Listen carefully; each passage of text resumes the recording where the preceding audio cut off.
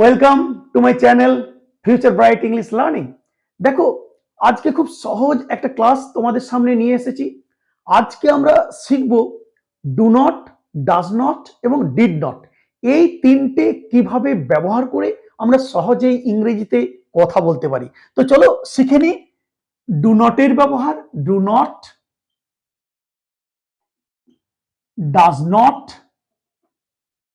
Does not এবং did not, এই তিনটের ব্যবহার আমরা শিখব। দেখো, প্রথমে আমি ডু নট এবং ডাজ নট এর কথা বলি। ডু নট এবং ডাজ নট, তারপর আমি ডিড নটে যাচ্ছি।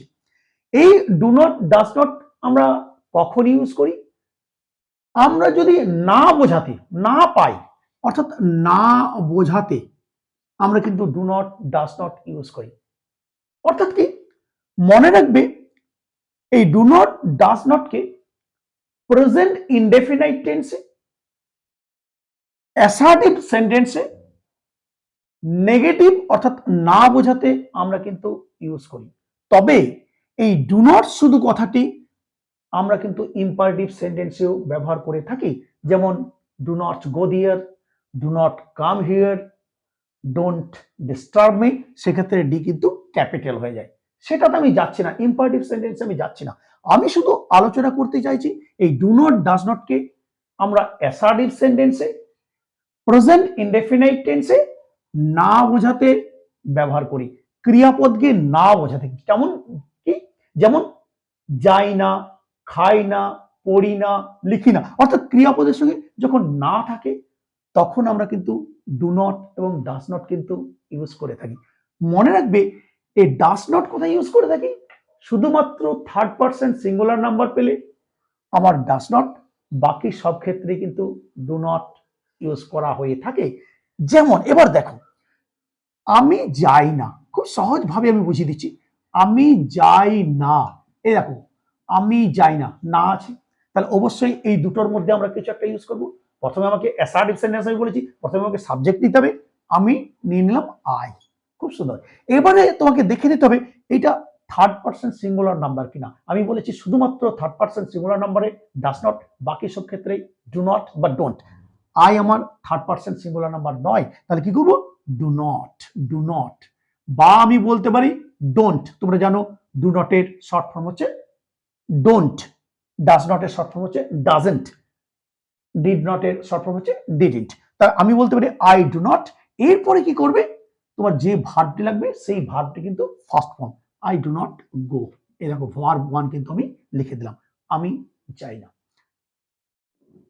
বোঝা গেছে?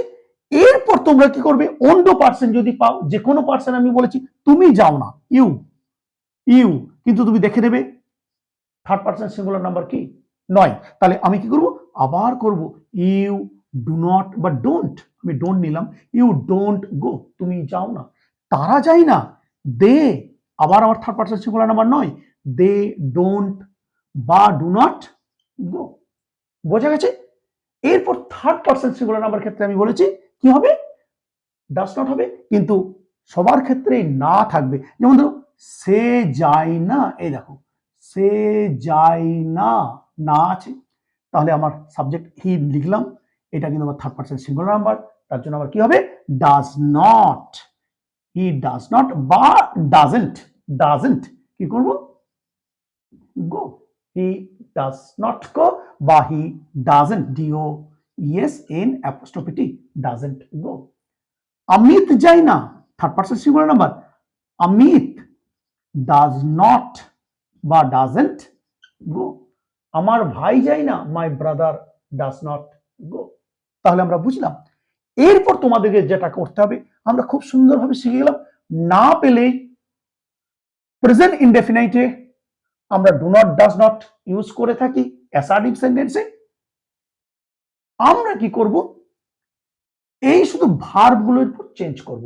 তুমি যে কোনো ভার্বে কথা বলে নেবে, আমি খাই না, কি হয়ে যাবে, এইটা চেঞ্জ হয়ে যাবে, শুধু ডু নট, ডাজ নট থাকবে, শুধু ভার্ব চেঞ্জ করো, আমি খাই না, আই ডু নট ইট, আমি পড়ি না, আই ডু নট রিড, আমি লিখি না, আই ডু নট রাইট, আমি ঘুমোই না, I don't sleep, I do not slip.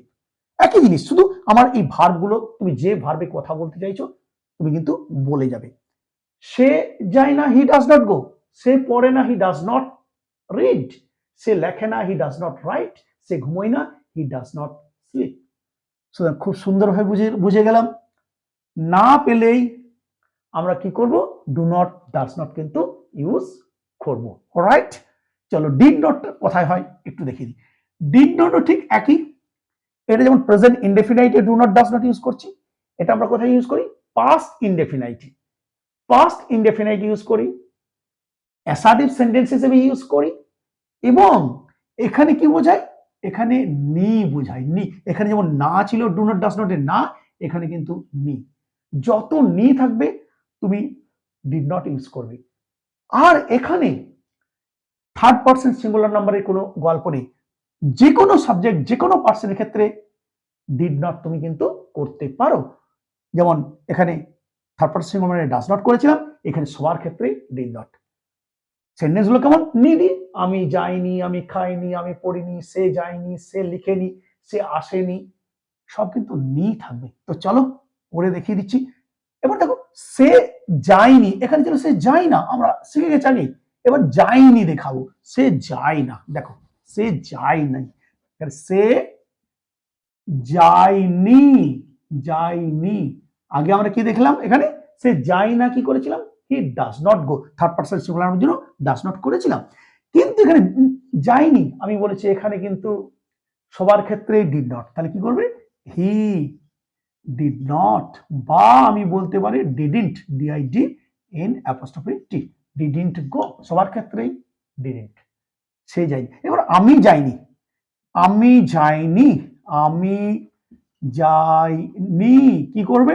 নি আছে, সবার ক্ষেত্রে did not, I did not go.